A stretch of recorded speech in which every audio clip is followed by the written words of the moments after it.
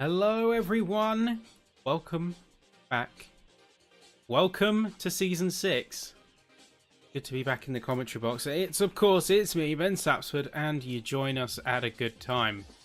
Because we have got ourselves quite the exciting round to go this evening, folks. Now, it is, of course, the Season 6 Championship. For those who are new here, we run it every Tuesday, or every 2 Tuesdays, followed by a break week. You can catch the full calendar and more on places like our Facebook and Discord if you want to get involved. Those are the places to be. But we look forward now to round 3 of the championship, and we are headed to none other than Zolder. Now, this is a track that I think is one of the most challenging on this calendar.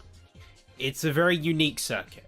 It's something that is going to push our drivers to the absolute limit. It's got a variety of situations. There's a reason it's used as the almost final test for Race Idle, which is one of our companion series that allows our drivers to train, get themselves up to speed with the racing environment in full.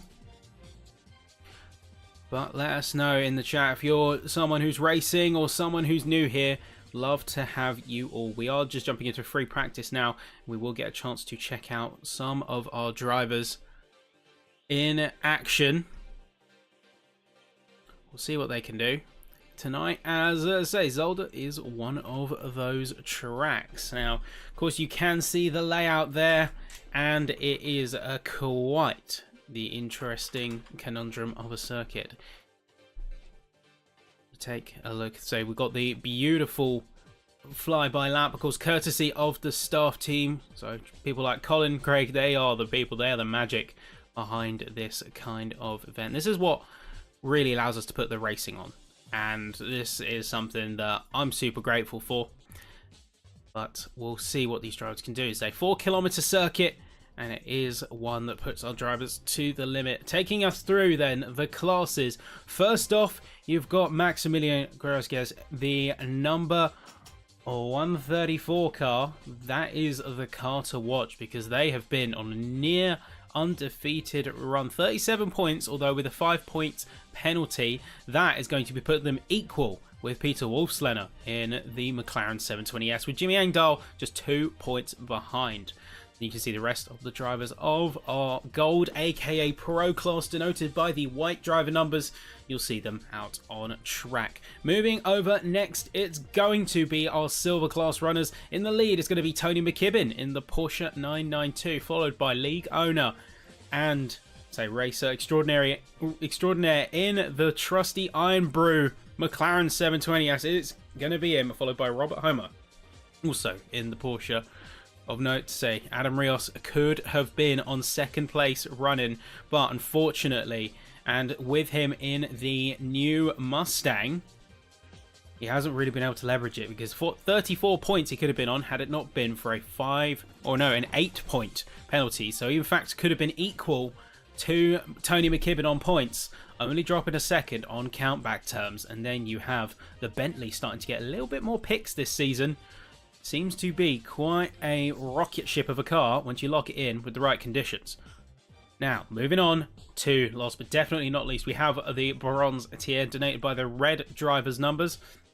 And Jorge Saloma is going to be the car to watch out of this cohort. You got Paul Hamby in second with that Lamborghini Huracan out for trouble, and then Stephen Howes in the Ferrari 296. But let us know who you are keeping your eyes on here, folks, as we are going to go trackside very soon with Zolder. It's going to be a good one. Me personally, I'm excited to see how these drivers handle it, because we have had 3 weeks on the trot for racing. For those who don't know, we were intending to have a break week last week. And for some drivers, that's sometimes needed. It's a reset. It's a routine that is established at the start of the season, and you want to honour that routine. Now, to have that be, well, upset in a way, can cause a little bit of issue. So I wonder if there's going to be a bit of impact on any driver's momentum and ability to put it down on the course today. But we are just a single minute away from getting on with qualifying. Seeing a few names pop up in chat, seeing a few names pop up in the actual pit lane. 39 cars join us tonight. And we have got an opportunity just before they set out. It's going to be crucial for drivers here to get themselves ready and get themselves prepped for the racing ahead. I, for one, pretty keen to see what they can do given these circumstances. I am personally very, very excited. But enough talk, enough dilly-dally. Side note, any ACC TV experts in the chat? Would love to pick your brains after. Unfortunately, we did have a visual upgrade planned, but does not want to detect any of the sources and does not want to work as intended. So anyone who were willing to stick around just after the end of this race for a couple of minutes, much appreciated. But with that said, folks, we are not wasting any time now because we have just officially started the qualifying session here at Zolder, and let's see what these racers can do. It is all green. The track is hot as we have 15 minutes of quality before a 60-minute race, and the first car out, along with many others, Trevor Waite, Colin McNair, among others, are all going out now. Let's see what these racers are capable of. Time is of the essence here. Now, the 15-minute quali session around a place like Zolder, that is going to be a good 4 or 5 laps of push, but you don't want to be taking your chances. You don't want to be overzealous. Sometimes you do just want to get a banker lap, and that's what we see with a lot of our racers here. You see Colin out ahead of the rest of the field and doing so in quite a dramatic manner. He's got a little bit of space to the rest of the racers, and I think that is to good effect. He's not going to have to fight for traffic and airspace. He'll have plenty of room either side. Simultaneously, the number 10 car of Moffat is not going to have to contest him much and not going to have to deal with much of the dirty air and, to an extent, a bit of aero wash that you may be experiencing from the car ahead. But here we are, we're on board with McNair now, and let's see what he can do. Now, key things to note is that a lot of the corner names are in German, and I'm not going to humiliate myself, shall we say, in trying to pronounce them too well. Instead, I think we're just going to stick to corner numbers for the most part, because I have been to Germany, I have been around the Nordschleife, but that does not mean my German pronunciations are by any means good. Regardless, we stick on board, we stick with McNair, and we watch as he is going to be setting the initial benchmark coming through the chicane. That is going to be Villeneuve. Going very nicely through Kleiner as well just earlier.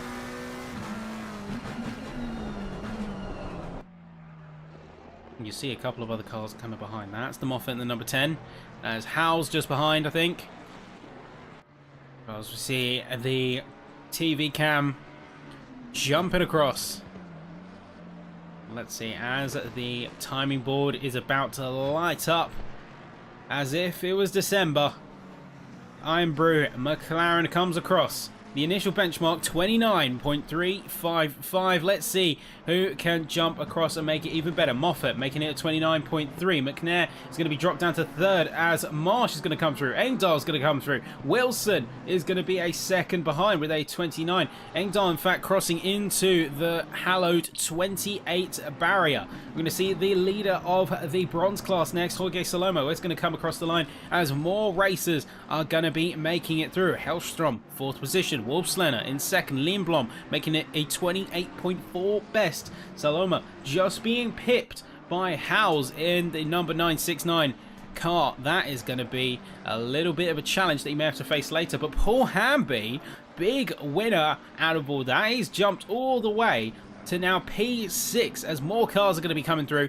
More racers are going to get their times on the board. Tony McKibben, another car to watch. Of course, leader in the silver class. And has shown himself to have some real good race pace. The ability to make it through the field knows no bounds. But here we go. P11 and net P3. As it's going to be our one and only McKibben having some work to do. Starkey, interestingly, leads the silver class in that Bentley. Maybe Zolder playing a little bit more into that Continental strengths. You can see a very striking colour scheme as he's coming through now. And we're seeing the timing boards light up in a big way for a lot of these races. Unfortunately, we've got a few cars who haven't quite yet set a time, so that is going to be, I believe, 8 cars. Oh no, make that now 8 cars yet to set a time on the board. As I believe we just had Jero Uso, if I pronounced that correctly, I do apologise if not, in the number 201, he's going to be coming through to 25th place. As we're seeing more cars steadily make improvement. Zintar's only P38, but about to put something down on this board.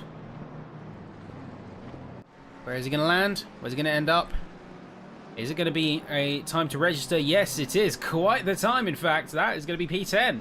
Just half a second exactly behind the peak time of Lindblom. And what a time it is. Honestly, I'm very impressed with some of the timings immediately. We're not even a third of the way. We're just over a third of the way through qualifying. I have to say, very impressed.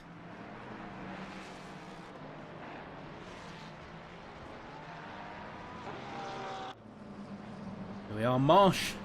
Currently 5th place, quarter of a second behind. Is there going to be an improvement from the Porsche? Not quite, 10th and a half down. Still got time to make some jumps, but as far as things stand, that's where he's going to remain. Payton, slap bang in the middle of the silver class.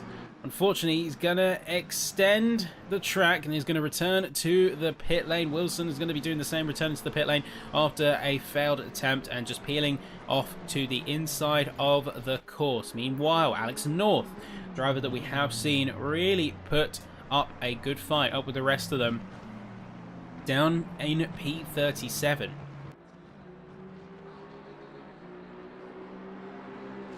we go. He's going to make an improvement. It's only going to be P34, but keep in mind, folks, that is still quite a good result considering the class.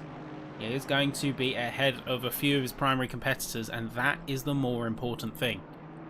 He doesn't want to be in a sea of the other class, so he doesn't want to be in a sea of silver, a sea of golds, because he's not going to gain any positions from fighting them.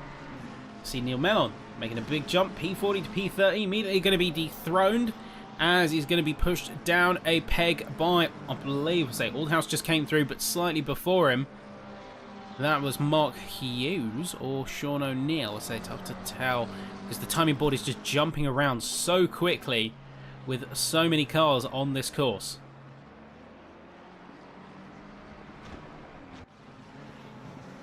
Tibiano, let us know if you're enjoying the show. Johan Larson coming across the line. I think he's going to be starting a lap now.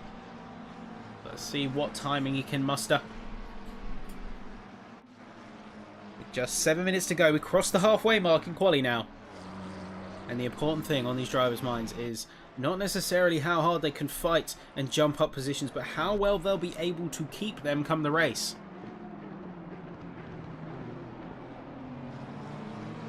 Rumble with Paul Hamby now, and in fact he's going to be yielding to get out of the way of rudder cars. 0.6 of a second down from the actual session best, but an entire 0.4 of a second clear of his next competitor in class. That's going to be Neve.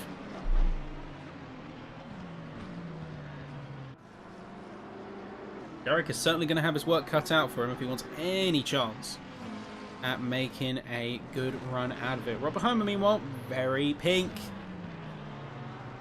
Very pink, very quick. P21, no improvement. It's a 0.7. 0.1 is the best where he needs to be. So improvements looking to be coming through. Meanwhile, James Payton, we saw him before where he unfortunately overextended at this very corner. He is going to get it right this time as he comes through the final chicane. Jackie X. And now, P27 before the line. Any improvements as he's going to be starting his lap. We'll of course have to tune back in and find out in due course. One that I'm surprised to see so far down is Andy Goddard.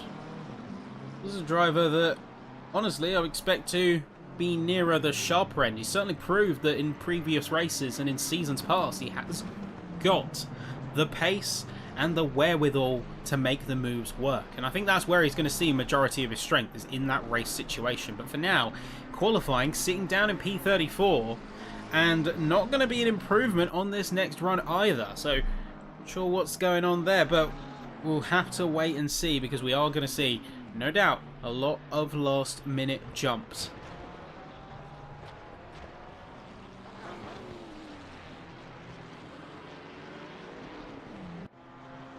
We've got Carl Larson nearer the bottom end of the gold class runners.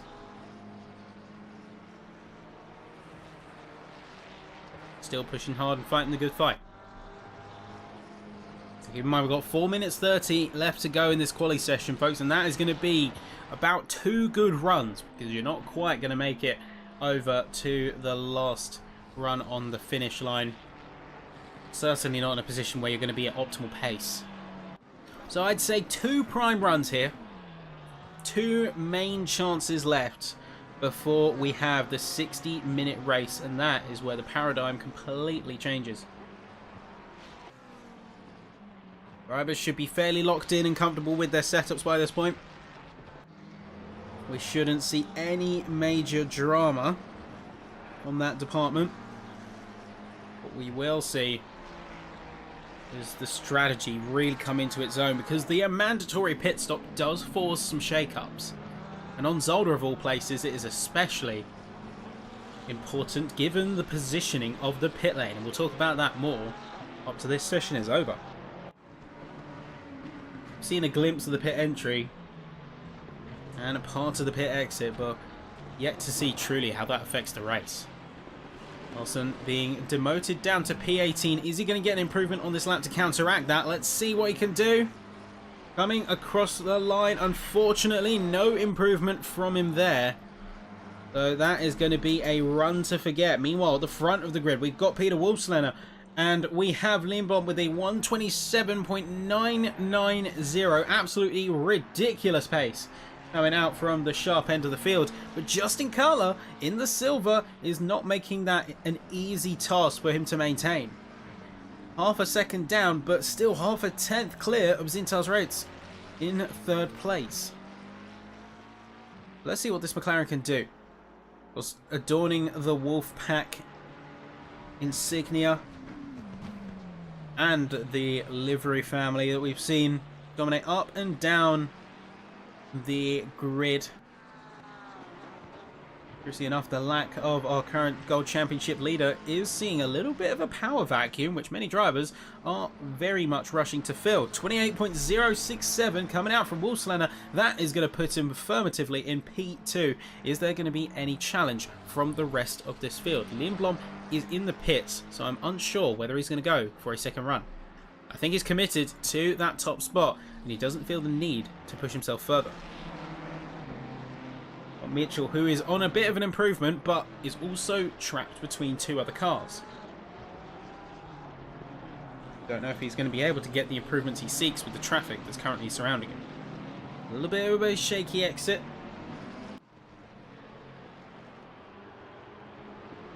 And then up into the final chicane of the course. Jackie Eekboxed. That was terrible. They're going to try and peel out the dirty air just a little bit. Mitchell is going to put a good time, but unfortunately, half a tenth down, he's not going to see himself promote up from P36. He could keep going on this run, but I'm not sure where he can really put himself. And as we have 1 minute left to go in qualifying, he remains committed to the run. Is going to try once more to get a good time on this board. And already has got a good time relative to his competitors, but still know for a fact that he wants to go further. We just had Sean O'Neill cross the line. And that is going to be him alongside many other cars on this field continuing to push hard. Simon Eade. P31. Coming up hot on the start-finish line.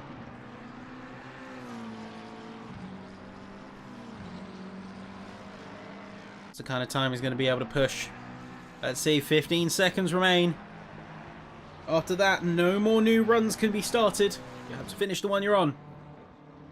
As we come up to the line here for Simon, it is going to be an improvement. It's P29, and he's going to be happy with that. He's peeling off to the infield, into the marbles, and he's going to be going back to the pit lane, and that is the checkered flag on quali, folks. So now is everyone's opportunity, or last opportunity, I should say, to get some quali times down. We're on board with Adam Rios. So you can see he's going to have a last chance. P2 in class, Cumberbatch coming across the line now. Is it going to be an improvement from the Ford? Unfortunately not. He's 2 tenths down and is going to be going back to the pits in P32 overall.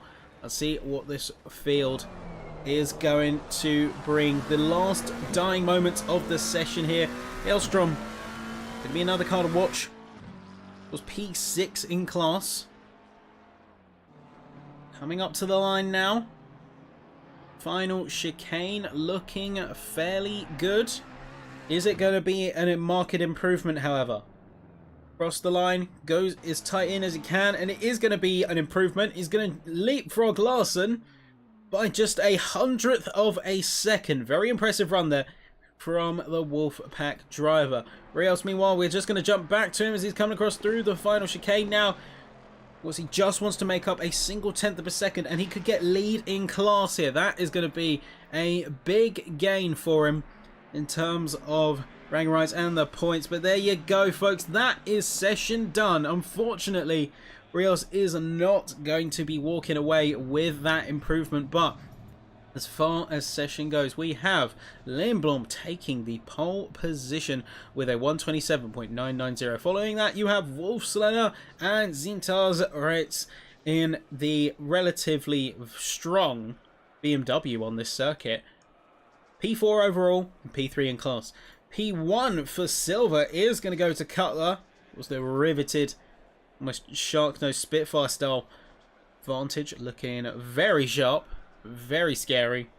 With Adam Rios, try as he might, is only going to be able to get P2. He was very close to it, but a very impressive run nonetheless. And then jumping in 3rd spot in class, it is going to be Robert Homer. But then you have Paul Hamby, really impressing the field with a very good time around the course. 128.590, certainly nothing to scoff at. Then you look around the rest of the field, and you can jump a bit further down to Derek Neve and Jorge Saloma being 2nd and 3rd in bronze. And we're going to take a quick break, folks, and we are going to see what these drivers can do. It's a 60-minute race. It's going to be mandatory pit stop, but you don't want to go anywhere. I'm personally very much looking forward to tonight. But with that in mind, we're going to take a short moment, and we'll see you right back soon.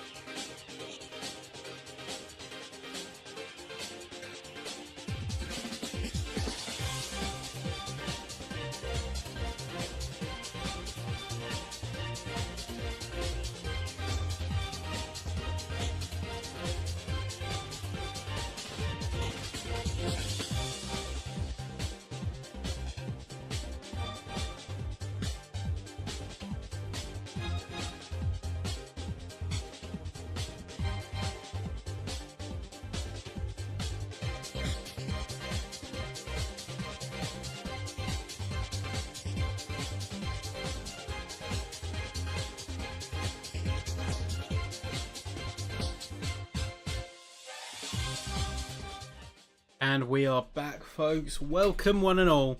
For those who just missed a pretty exciting qualifying, we've got quite the race in store and we've got quite the event coming to you here. Now, big things are going to be, of course, the fact that it is Zolder does mean the very interesting pit lane. Now, you can just see it. So after the chicane and the start-finish line, where the chicane kicks in, that is going to be just on the bottom side. That's your entrance to the pit lane. Then you have the pit lane and you are coming out right at the exit / entrance of turns 2 and 3. And that is going to be a little bit nerve-wracking for drivers who are just rejoining the track.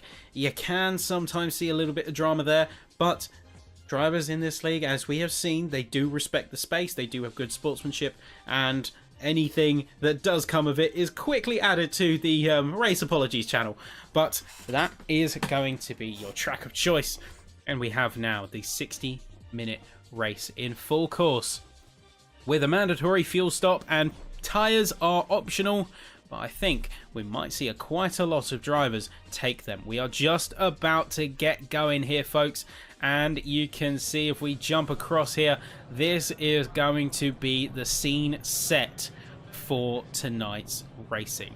Let us know in the chat who you have got your eye on, whether that is gold, silver or bronze.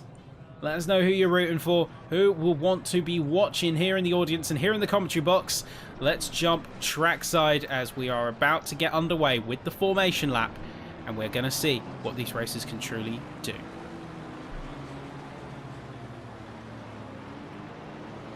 Of course, if you love what we do, now's a good chance to make sure that you are subscribed here on the YouTube, and if you want to get involved with the kind of stuff we do, of course, our championships, you've got the mainline championship, you've got the Rookies Cup, you've got Race Idol, all the other works that we do. You want to get on the Facebook, you'll want to get on our Discord once you've joined that, and that is going to be our sort of main hub as things get very exciting. We've had a great couple of races at the start of this season. We've seen some narratives really start to form. Of course, seen Maximilian absolutely dominating the gold class, but with his absence this round, this is going to be a key opportunity for other drivers to really get their noses in it and absolutely capitalize.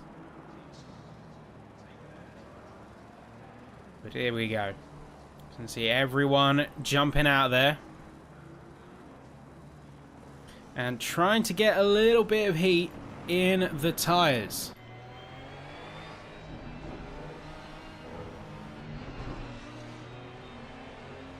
You want to get yourself up to optimum operating temps. The track temperatures are looking very good today. 29 ambient, 36 track surface, and that is going to mean the tyres are going to be very pliant, very willing to work with you. But the challenging aspect and the limiting factor is not going to be getting the cars to grip up. It's going to be the tyre wear, and it's going to be managing internal and external temperatures to maximize the grip around this course. That's going to be the challenge. Alongside all the other bells and whistles you're going to have to control. Maybe drivers are going to be setting their TC cut a little bit more aggressively than in other courses. We'll see where that goes, but one thing we do know is that things are about to get underway. See Lindblom and Wolfslener very close to one another as we get ourselves set up. Of course, peeling back down now. Peeling down to 60 Ks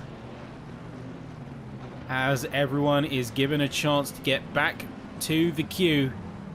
Double file, and then as soon as the green flag waves, we are go. See many other colours of flags coming out from the audience, and the gaggle of cars are going to be coming through to the start-finish line now. Because the track is hot here in Zolder. It's round 3 of SimSeniors Season 6, and we are away. We are go. Let's go racing, folks. And immediately, Zintas is going to be down and trying to get the aggression on Justin Cutler. We see cars going too wide, immediately trying to get some pressure on. Wolfslener has made a move for the lead and is immediately going to commit to it through turns 2 and 3. A little bit further behind, we see a little bit of chaos and absolute anarchy. What has happened down the bottom of the field? It's absolute anarchy down here. What has become of the second half of this grid? Because look at them. They have just emerged out of an absolute pandemonium. And in fact, I think we're going to have to get a little bit of a replay there. We just need to see what's happened. So, of course, we had to start right here. And first off, it's a slide from one of the McLarens. Then that starts to be a bit of a concertina effect. BMW making contact. You can see in the purple. And then we're right in the middle of it. We see, oh, that's a Mustang. That's a BMW round. And just chaos. Just absolute chaos around the bottom end of the field. Now, luckily, most drivers managed to get around it relatively unscathed. Only taking a little bit of damage to the Talon. McNair, we just seen peel off the side of the course and is not going to be having a healthy time. But I guess join the group. Join the rest of the racers who got caught up in that lap 1 incident. Another Wolfpack driver now, Hellstrom, down in P9 currently. And we're seeing Wolfslener has taken the lead off of Lindblom, and they've jumped on very quickly with some of this chaos. Hellstrom going a little bit wide there, out of the corner. I think the priority for the top half of this field is just making sure that they can actually get some pace down and get some laps. That's going to be where the eyes are on. And as you can see, the racers going full tilt as they're just trying to build up a little bit of a gap. They're not necessarily focused on overtakes and moves, but they just want to get a little bit of racing space. A little bit of room is crucial around Zolder. You don't want to be going toe-to-toe, especially around some of the tighter chicanes. We've just gone through Kleiner. Oh, nope, that is Villeneuve, my mistake. But we through the 3 chicanes of the course, you do not want to be side by side with another car. It is just not happening.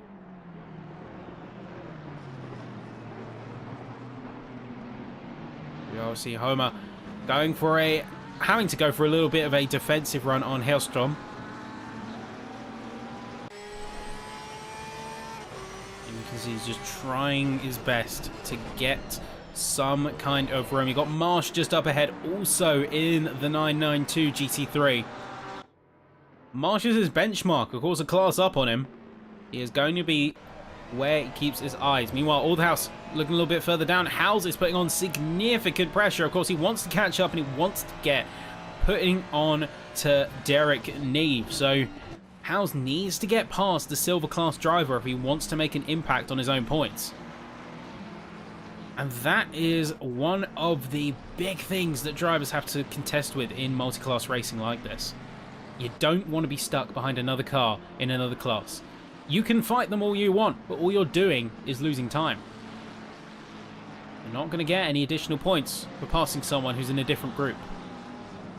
There's a little bit of sand kicking up in the background. See the number 11 car. Ooh, Oldhouse going for a bit of an extension out of Kleiner.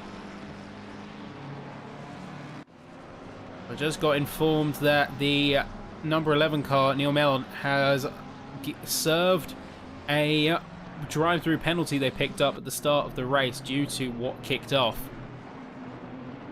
We jump back on board with Hellstrom and we see he goes for a move, he goes for an attack, and he's pitted round Homer. So they're both going to be going off of the course, and Homer's just struggling hard to recover there. Not looking good for the Porsche at all. He's just having to wait now. It's a constant stream of cars. He can't get back onto the circuit. And he's going to rejoin, not even P29. It's going to be even further than that. It's going to be P33 in the end. He's going to rejoin the circuit.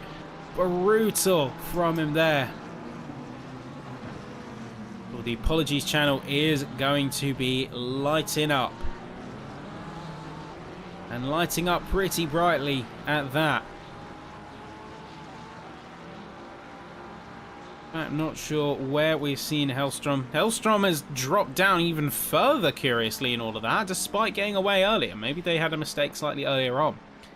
Paul Murray trying his best to get around Simon Aid. Not too dissimilar we saw further up ahead with Oldhouse and Howes. A lot of drivers are in a very similar predicament as far as this race goes. And the leaders are getting very close. Oh, Murray just overcooking it, forcing Thompson and Serrano to go a little bit wide and cut the corner chicane. Of course, race control is going to grant, I imagine, a little bit of leniency in that case if it were to go to review. But in reality, Howes looking to the left, looking to the right, trying to read where Oldhouse is going, and he can't really do it. Oldhouse is putting on a very good defensive job, because he's got a fight of his own. Between himself and Peyton to get a move of his own done is going to be neat. But albeit a little bit further up the road, still a challenge nonetheless that he needs to overcome. It's stacking all the way up and down the field. Classes mixing in with one another, trying to work around each other. You got Starkey in third place, for instance. He's got 3 cars between himself and Rios if he wants to make a move for a in-class position. So do you strategize at this point? And do you say, actually, I'm going to play a bit more conservatively. I'm going to conserve my tyres and be a little bit gentler on the car overall in order to keep McKibben at bay and not overdo it? Or do you continue to try and push forward despite the big mountain for relatively little gain? That's the trade-off that you have to kind of consider, where you can maybe get a little bit more decisive of a move on a strategic front.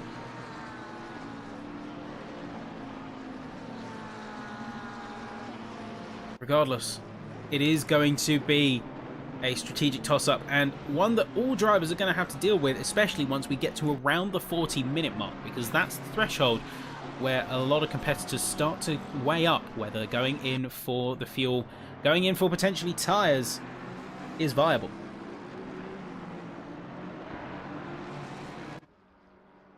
See Rios, meanwhile, be set on all fronts, trying to get past Zintas, also trying to defend from Hamby behind, getting very close. Is really sort of pushing the limits of that Mustang. Been told similar characteristics wise to the Bentley in a way, and like it loves to lean on the power, but does still know how to get around a corner if you ask it to. Just takes a little bit of a lead in. Rios pushing hard, Zintas pushing harder. You got Hamby also keeping an eye on all of this commotion, like a vulture waiting to strike at the opportune moment. See Lindblom, Wolfslenner getting very close. Also up ahead.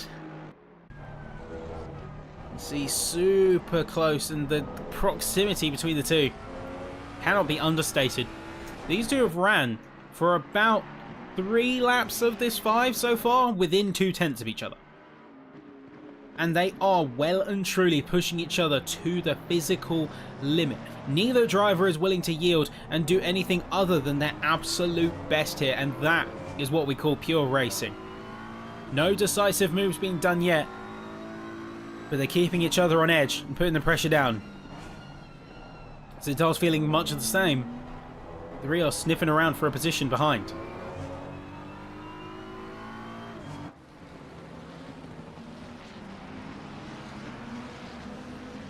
Kamara in P12 as well.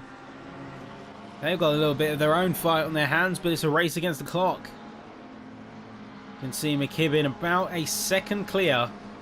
Second up the road is a substantial amount of time to make up, especially considering that has been gained over the course of 10 minutes.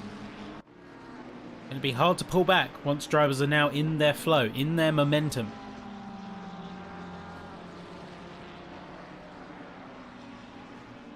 O'Neill is also looking for a chance.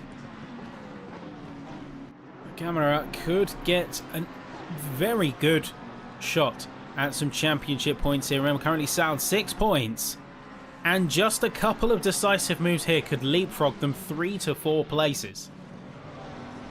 Play your cards right around Zolder. You will see yourself be rewarded. And I think that's where his head's at. The Alcantech car looking fast and looking fancy. As we just crossed the 10-minute mark of this 60-minute race. Things are starting to take a little bit of equilibrium. As racers are now looking at around, on average, a 7/10 to a full second's gap between themselves and the next car. Not many cars are in close proximity.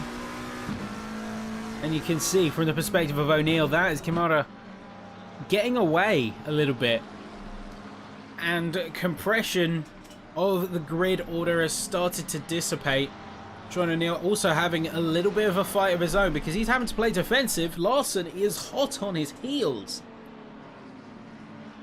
So he's having to be very careful with how he places his car. A wrong move, going too aggressive, could set a big issue for himself when it comes to his position. Wolfslener, was having had the position for a few laps now, is starting to feel the pressure of his own, as Liam Blom has not yielded a single time, and in fact is currently sat on the fastest lap. These two, on average, over the last 3 laps, they have had times within 0.04 of a second of one another. So impressive consistency, aggressive driving. These two are bringing their absolute A game, and it shows. Liam Blom not giving up the fight, knowing the position that he's entitled to, given he started from pole in quali. There you are, Dave Marsh now coming across the line to start lap 8. And now trying to find a little bit of his own momentum because Hamby is up ahead and it's Rios. So his next in-class position is going to be Zintal's, and that's going to be where he has to make a decision. Has to make a very important trade in his mind.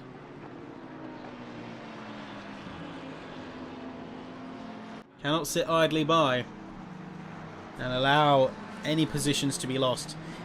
Any failure to make a good defensive move or a good offensive strategy to move forward is going to be immediately capitalized upon by Johan Larsson just behind.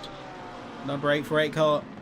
Looking like it's had a little bit of a position drought lately, and maybe wants to mix it up.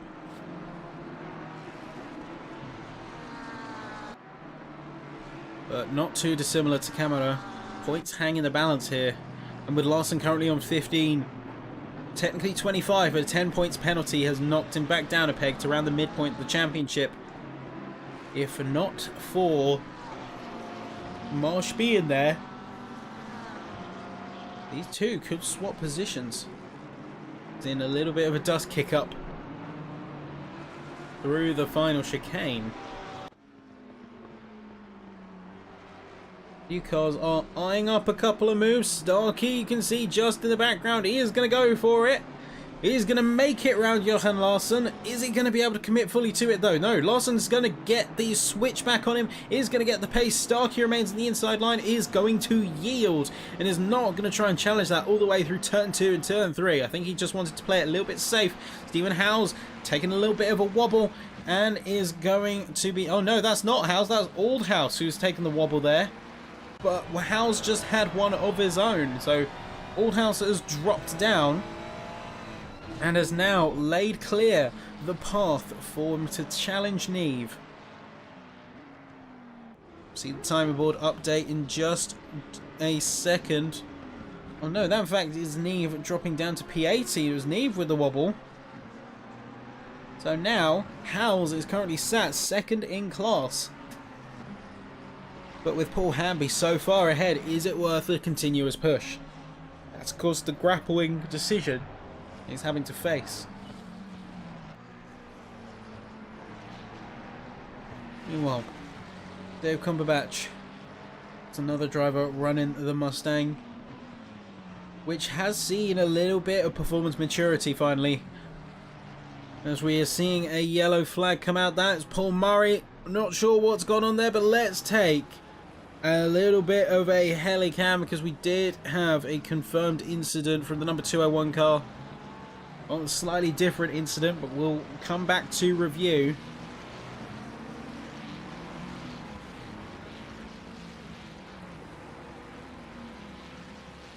Let's see what happened. Oh, it's just a brief coming together of the two cars. It's nothing crazy special there, but say contact is going to be coming through. The more pressing thing is we're on board with Paul Murray, the number 90 car, and we'll see exactly what happened to push him all the way down into P34. Of course, wasn't a very good spot, but you can see just taking a little bit too much of the curb through Kleiner, and that is going to be well into the infield, nearly going into the barrier, but luckily being able to pull it back out and get himself on the right course once again. We're seeing a couple of trades. Meanwhile, that's going to be Sean O'Neill. That's going to be Kurt Larson making contact with one another. And through the Villeneuve chicane, they're both going to be coming away. A little bit of a bruised ego and a bruised bodywork. So it seems to be Sean O'Neill, the car to come out on top of all of that. We'll see if that gets any independent scrutiny, but looks like that sort of sets himself.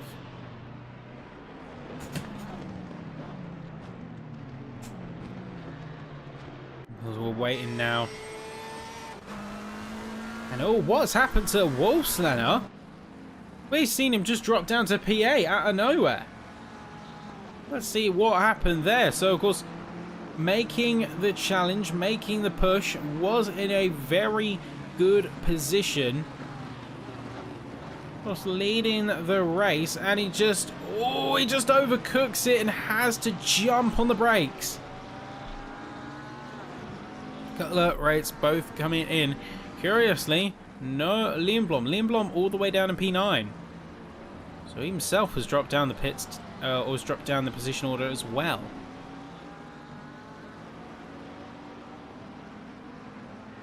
Not sure what happened to Lindblom, but we'll have to see what's occurring.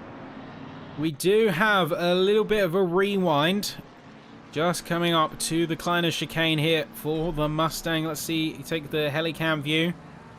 See what happened. Of course, continuing to chase down Wolfslander. Goes for a move on the inside. A little bit of contact going into the grass.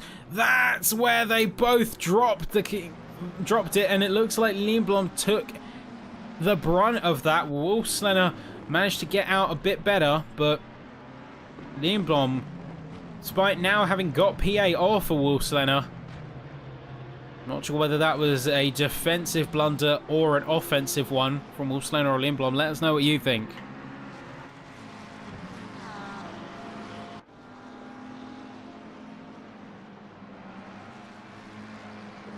Let us know where you think that one should lie on the line.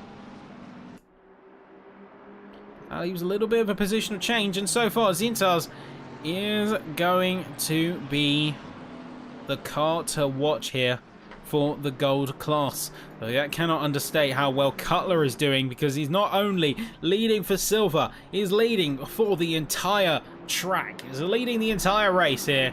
Although Zintas looks like he doesn't want to make that for long. He is going to come alongside. He's going to go for the inside run, potentially heading into Villeneuve chicane. Very close, very high proximity between these cars.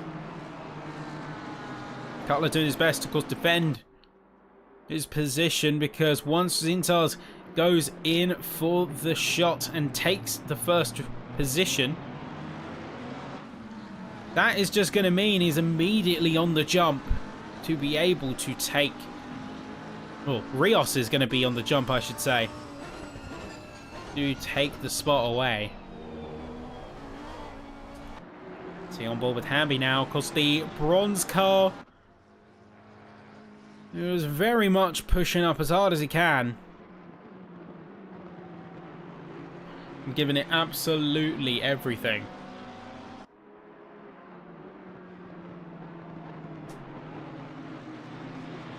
What's the different cars? All trying to find their settle.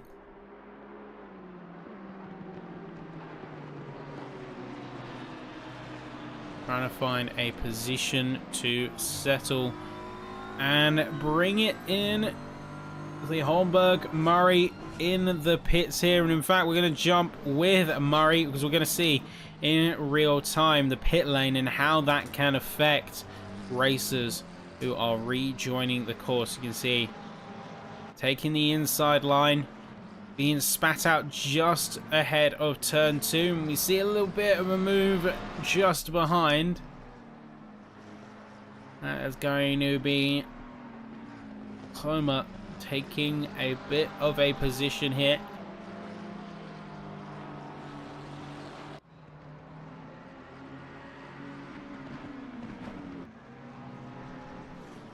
Because I'm not really sure where some of these cars are lining up right now.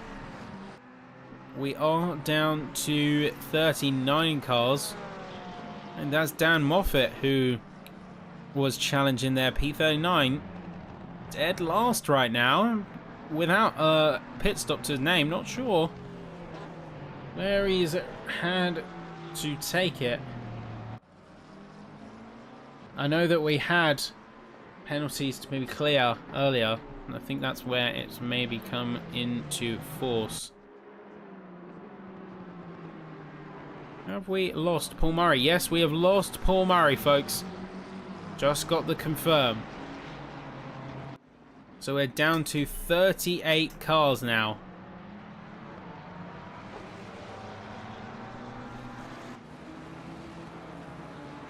So here we are, Lawson was behind Hamby now.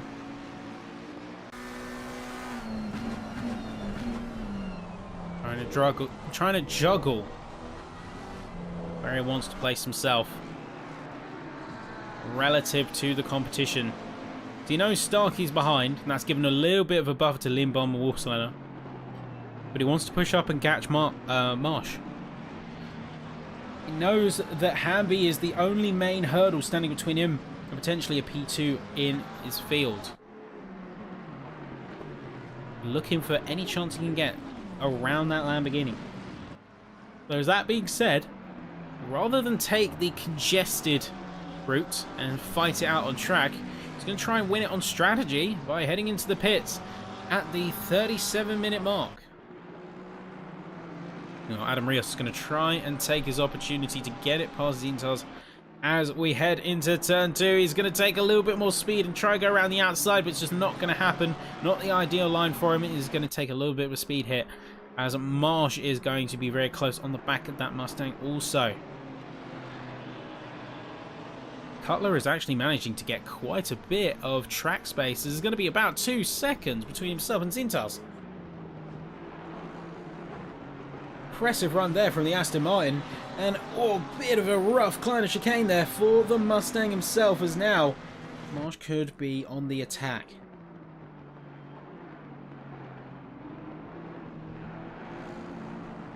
So very aggressive lines with these chicanes. Some cars, of course, handling the bumps better than others. Not to mention setting up your car to be a little bit more pliant and soft. Can see some improved traction coming out of corners where you have to take a bit of curb. About the car balance, it's about the understanding of where your car is strongest and setting up in line with that. Leaning into your strengths, minimizing your weaknesses. That's what a good setup is all about. We have a Wolfslander, of course, a car of great interest. Lindblom himself is going to head into the pits. Gerald also is also going to be another car who has seen a little bit of a positional wobble.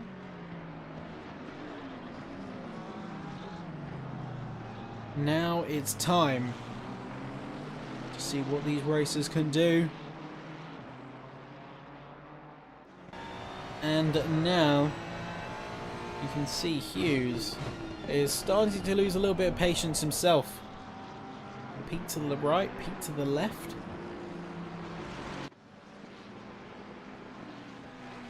And try and strike for opportunity. Even dives a little bit to the inside to just tease, if you will. Tease a little bit of position where he can get it. We're seeing a few more cars in. O'Neill, Starkey. They are going to be taking their mandatory stops. So a few more racers join that cohort. Well, Hellstrom, in the absence of Liam Blom, has taken a little bit more time out of his previous run. Well, that's Colin McNair. He's going to be coming sideways and rejoining quite slow on the track. Hopefully that doesn't cause any issues. P35 currently sat.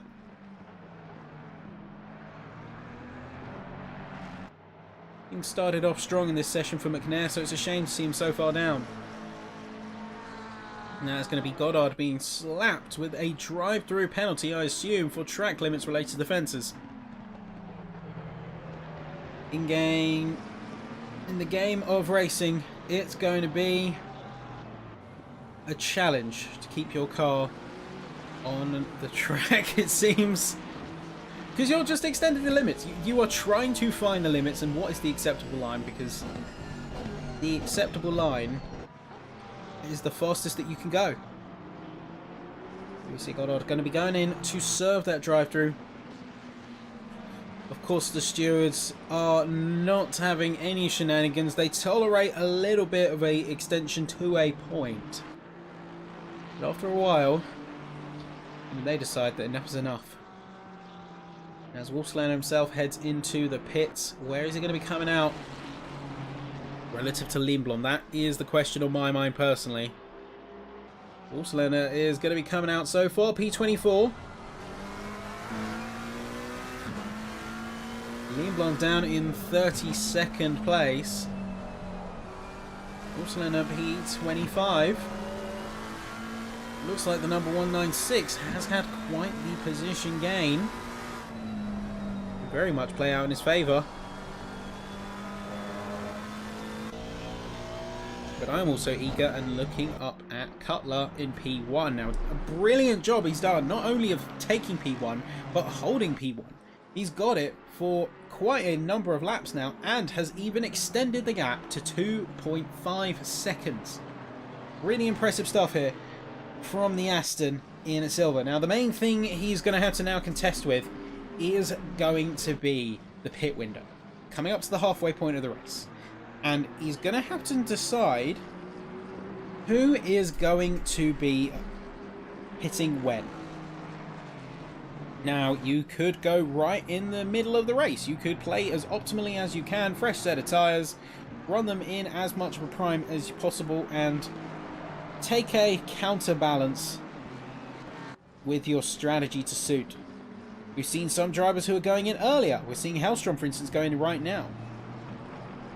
And we sometimes see drivers go a little bit later as well, sometimes as close as the final 15 minutes of this session. Here I see Liam Blom making some progress, moving on through. As that is going to be the race leader. Cutler is going to unlap himself from.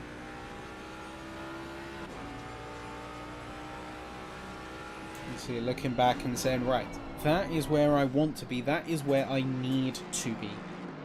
He is going to gain some time back on the pit stop by the fact that he's already done it. But his case is not helped much when you factor in how far he has to go.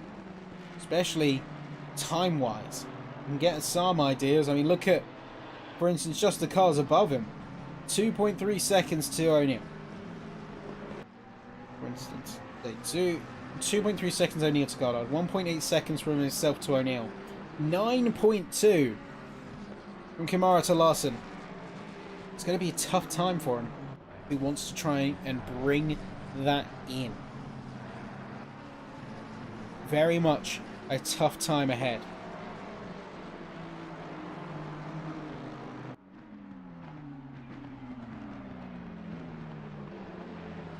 Time is of the essence between the mid-pack racers, however, in the bronze. Neve in third. Howells has made up significant time. And now it's going to be hard for drivers to find that balance. If I was Neve right now, I could actually see myself going in for a stop. maybe trying to undercut my rivals further ahead. Beam Bomb now sat P26. There's a few more cars have taken some stops and have taken a bit of time. Howes, in his own right, has got quite a challenge ahead, but Paul Hamby has now taken himself to the pit, meaning that Howes is going to have provisional class lead. Saloma, meanwhile, is going to be one that's jumping in the pits. Of course, championship leader for the bronze tier. He is going to be jumping in now. It's going to be jumping in straight behind. I believe that is Neven. Oh, very rough pit entry. That was very, very rough indeed.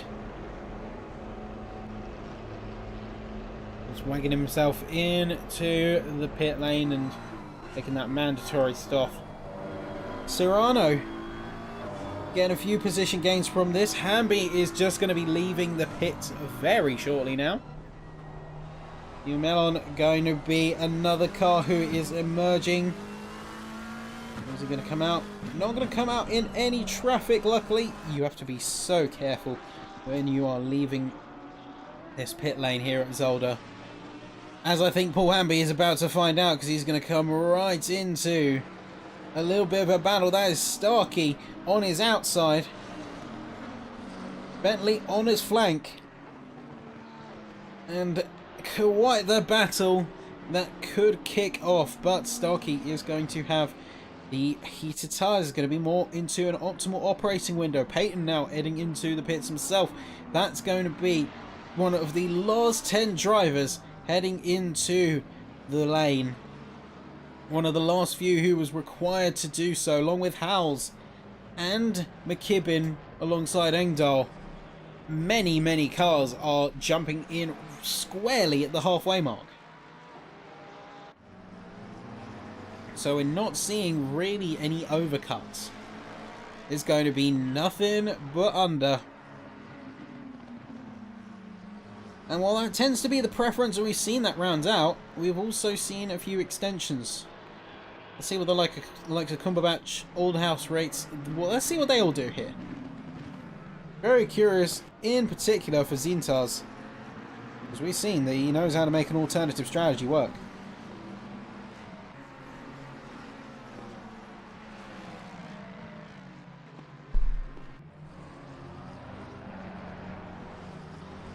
One thing I do know is that things start to settle, and we only have 7 cars remaining in this sort of top 10 that have yet to pit. We have Goddard down in P22, who unfortunately still has yet to do so,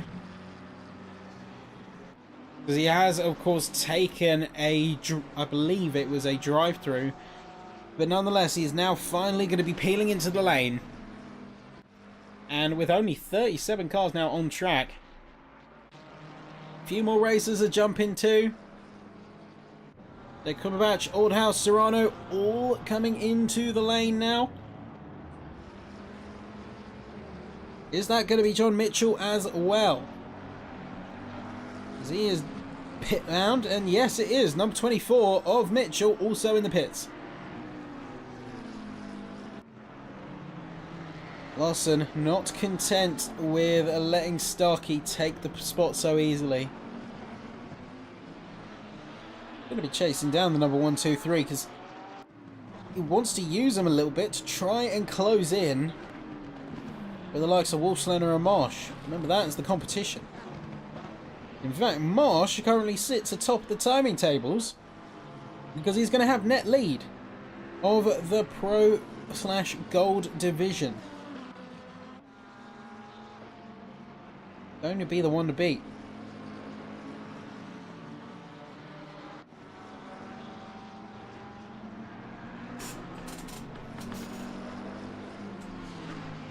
Jumping to the front. Zintas v Larson. And Zintas has got himself a bit of his own operating window, with no drivers to really challenge him. So we'll jump on board with McKibbin instead. So we've just seen him overtake, I believe that was Engdahl. Mitchell just exiting the lane, and now out in P24. Getting very lucky with some of these pit exits, folks, because... Oh, wait, 1 second, folks. Cutler down in P4, and that looks like it was Dave Marsh with a big issue.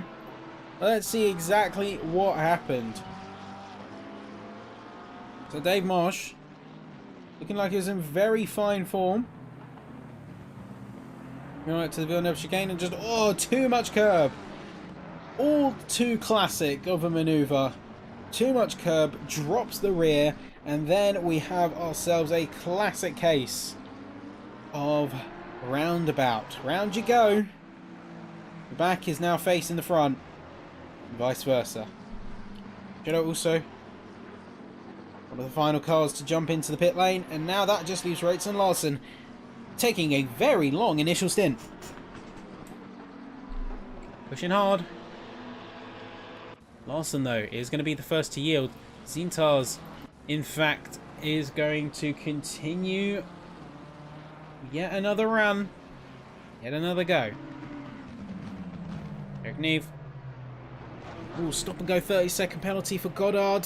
Speeding in the pit lane is no joke. These stewards take it very seriously.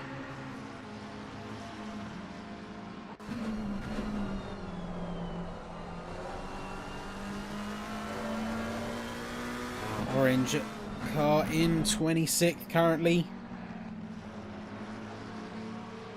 Striking Lucas A sponsor. Cutler's re-emerged into P3. Is he going to be able to get out ahead of one of the top brass?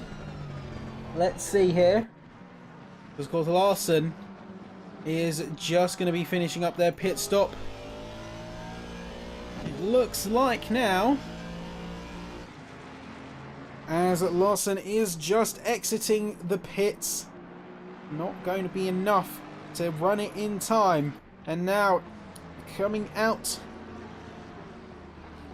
Larson is going to be dropping down, it looks like, to about 10th position. So 10th position, of course, going to be losing a little bit of pace initially as well. This could put him in the crosshairs.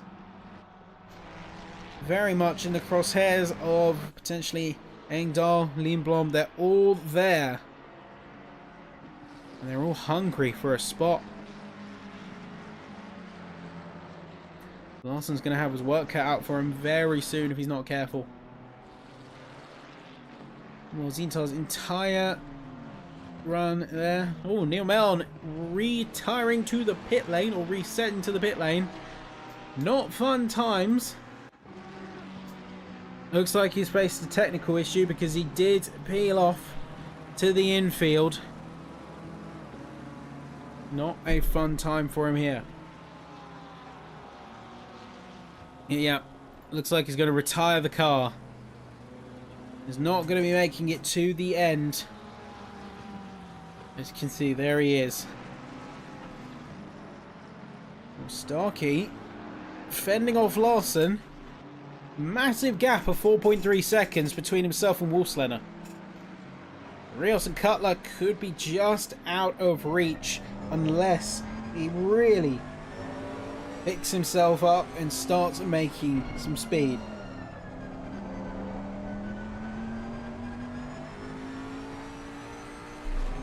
We look further, we see Rios. See Wolfslener taking a little bit of an interesting line.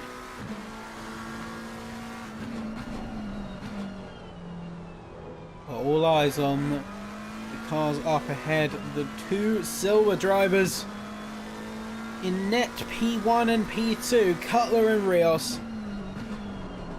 They have dominion over this track right now.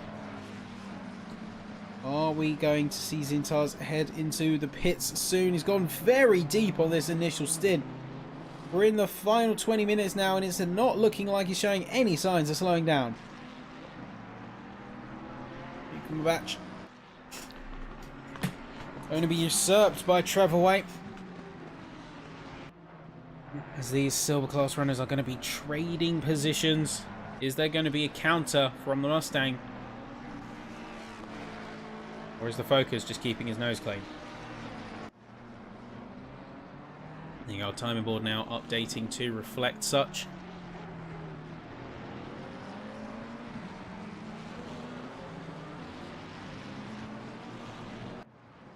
And it looks like after 26 long laps, Zolder's finally in.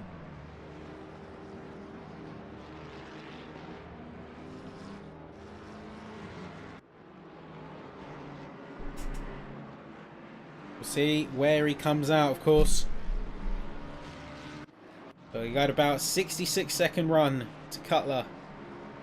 And even a brisk pit stop doesn't account for start and exit time. So it's an average of about 30 seconds. Lindblom, in fact, took 51 seconds in the pit. So that does lead credence to the fact that he had damage and he had to repair it.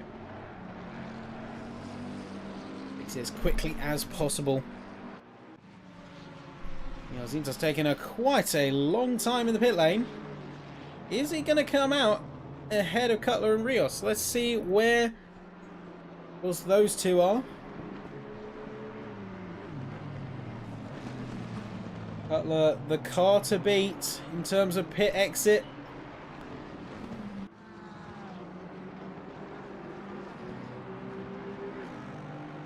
Of course, still under the pit limiter.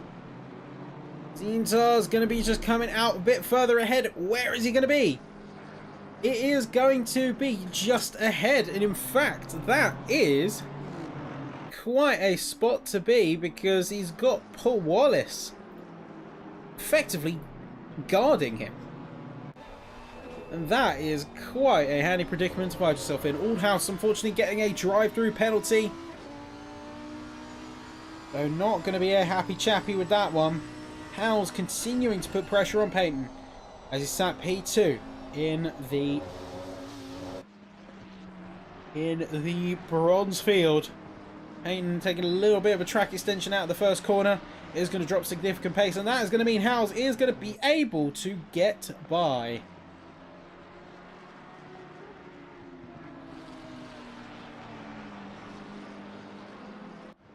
Howells is going to make it.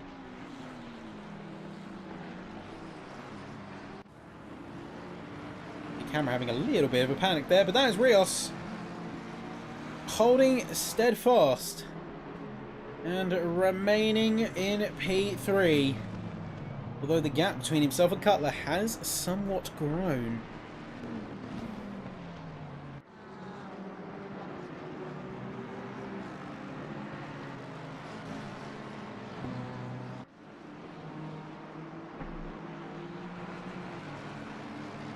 You push hard. See where you land. Coming up to the final 15 minutes now, folks. Time is of the essence. If they want to get some moves done, these next few minutes are going to be really where they have to confirm them. Drive-through has been cleared for the number 138 car. Good to see that that's off the chest.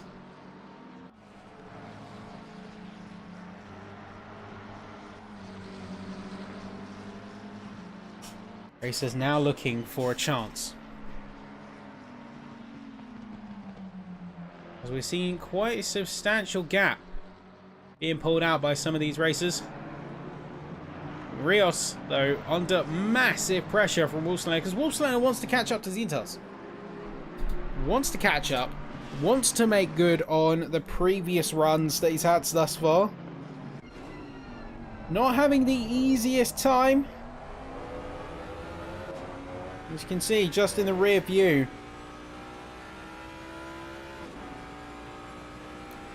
Not the happiest bunny in the world. Having to fight as hard as he is.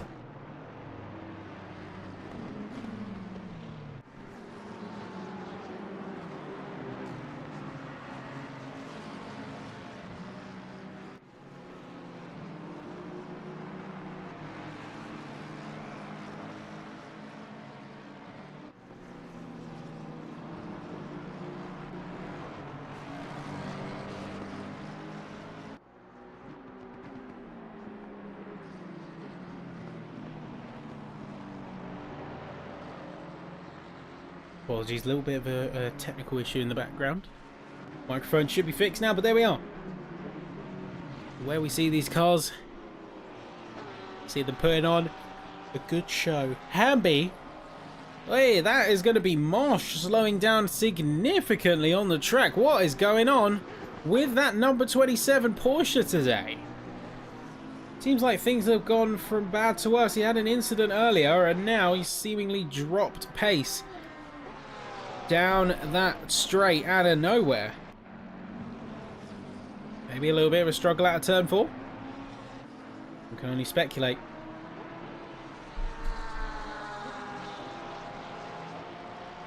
It looks like a little bit of slow running for some.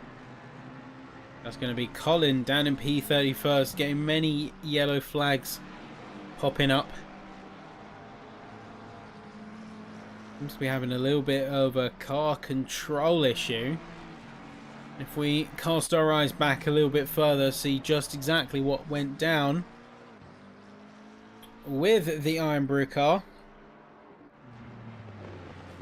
See exactly what went down here.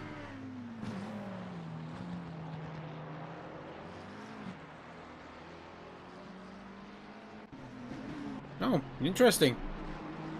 Looks like a little hiccup on the yellow flag setting for myself. We are seeing quite a few of them appear. But look at this. Look at what's happened. Meanwhile, at the front of the grid, Rios is in within a second of Cutler, but Cutler is within a few tenths at one point from Zintas. And this is going to be good for two people in particular. Of course, it's good for Cutler, because if Zintas does drop into P2, then there's going to be quite the challenge for Rios to make past. And then this could be good for Wolfslander, because with them so close together, if he can get some good momentum, that's easy moves. Well, Starkey having to play very defensive driving lines. Fend off Johan Larsson. McLaren driver looking feisty. You can see him peek to the left. Was peeking to the right of the hairpin. And the competition is very much heating up as we go into our final 10 minutes now.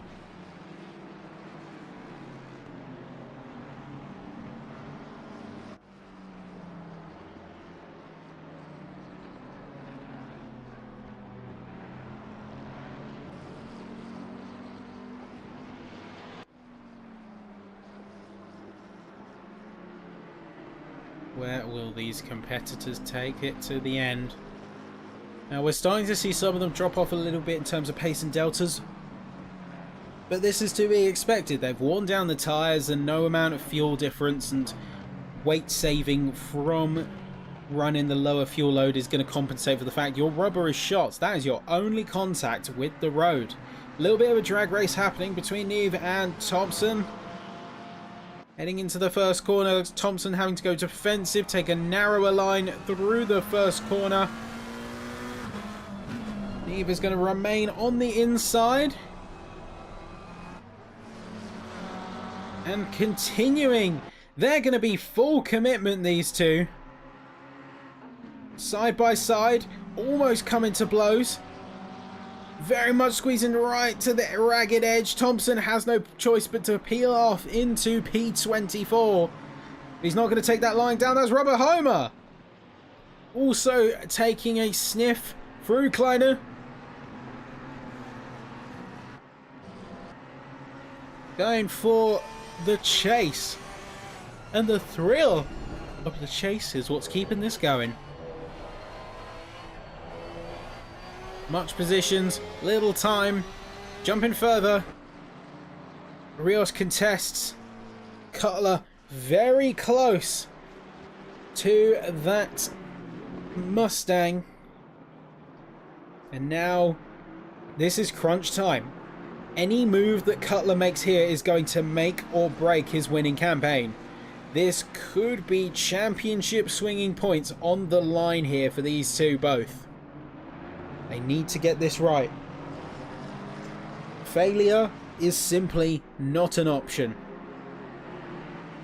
And Wolfslener is going to make plenty sure of that.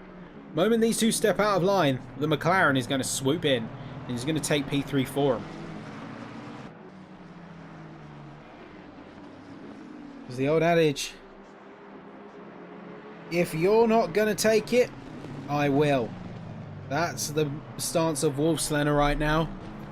And not one that I mind one bit, because we've seen what this driver can do. We've seen the pace that he can push. He's averaging a couple of tenths better, apart from the last lap, funnily enough, where he dropped about half a second to the competition.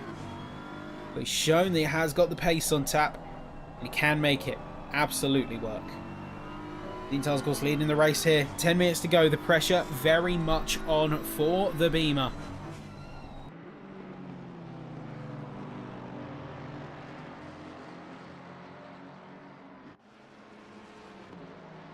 As time is going to be soon running out.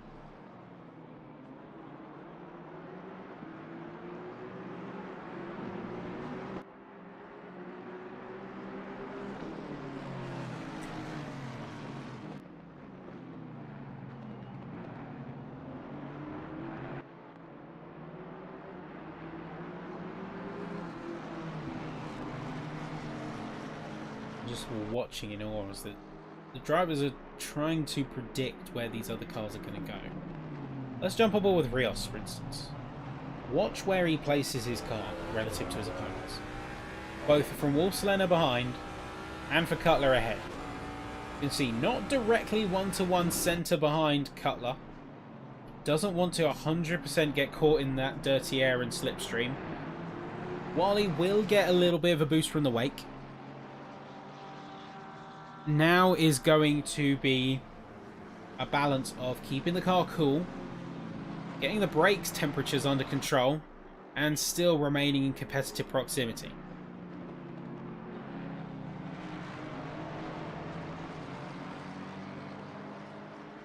I don't see, personally, how Wolfslener is going to make this work. We have 7.5 minutes and about 2 seconds of gap between himself and P1. And oh, big wobble there coming from Wolfslener, but he's going to jump to the right. He's going to jump immediately up to the left. Is he going to peek it through Kleiner? He's not going to be able to.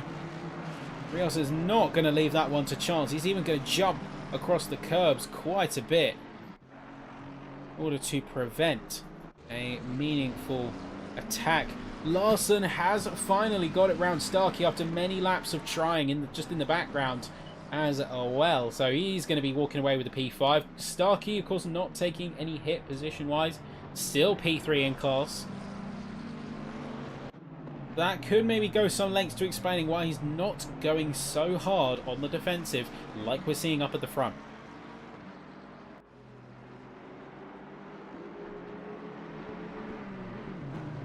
Butler.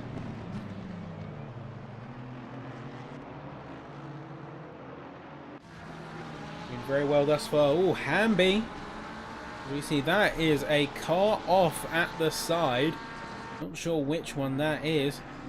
I'm seeing a flag up for the number 33 car. So who is that? That is Andy Goddard. Let's see what happened to him. Just there. It's going around their hairpin and just misjudgment of the line. Simple mistake can easily happen. But nonetheless, rejoins the track safely. Make sure he doesn't impact on any other cars. That's the way to be.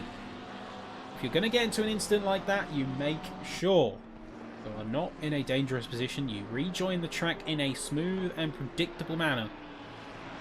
You get yourself back up to race pace as soon as possible. Hamby now. P9. P17, how sits. So safe to say, short of any catastrophic failure, Hamby could be looking for some very good points here with his current position of 9th and first in group for bronze.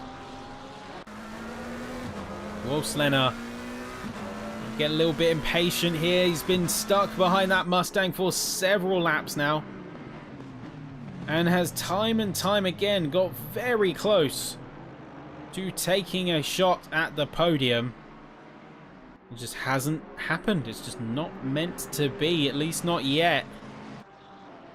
We are seeing Lindblom up into P6, so he's also done a pretty good job of the scenario, but let's jump back to Wolfslener. Final 5 minutes. It's close. Close isn't it yet? Close does not get you into a podium. Close does not get you those extra points. Does not get you up to rates. Does not get you the win. Needs better than close. And he's putting the pace down to try and prove it. See Rios defending with all his might. Positioning, A-game track driving.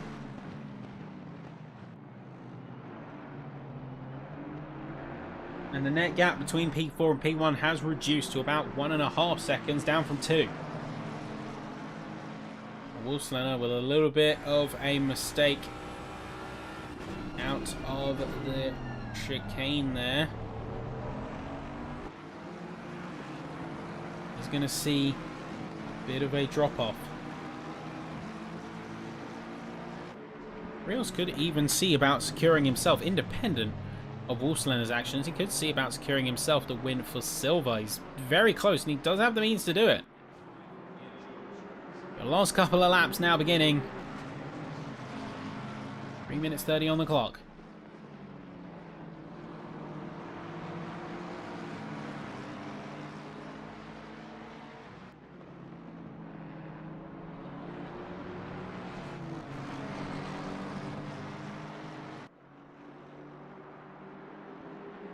One of these races to really show what they can do under pressure.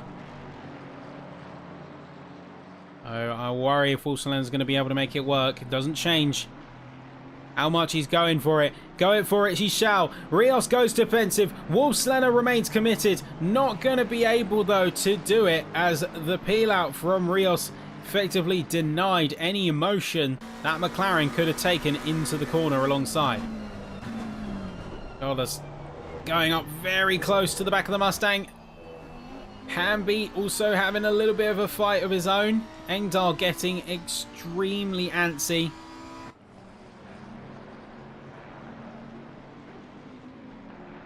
See Engdahl really closing in. Meanwhile, Rios was, for a second, under threat there.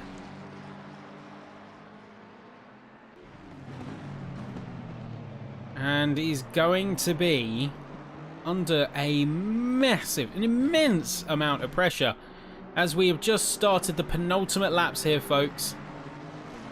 It's like Zintas has a chance to get away because he's now about 2 seconds clear of Cutler.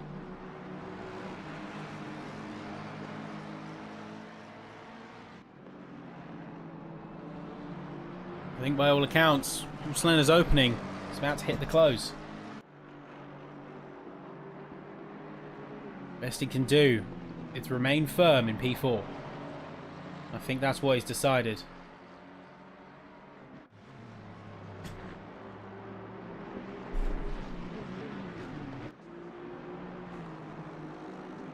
We've seen some amazing fighting between all of these cars up until the very end. No lack of trying for sure. Everyone has been putting on their absolute A game here at Zolder. And throughout all of the competition. Cannot be understated. The prowess on display. All of these competitors. And Allhouse both making it by. Meanwhile, down at the bottom, Thompson is going to get the move on. Also, Allhouse is going to do the same. We jump up. Final lap. We hear race control. Final lap of the race. Cutler just needs to fend off Rios a little bit longer. And he's going to be walking away with the silver win. Timing is going to be absolutely everything. One false move. It's game over. And Wolfslander looks like he's going to be walking away with the P4 after all. But Rios did make a bit of a mistake. Wolfslander, whoa, so close here. It looked like he was about to go for it. Really did look like he was about to go for it there.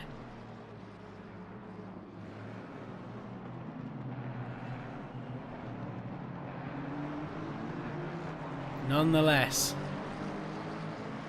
he did a pretty darn good job. Oh, what's happened?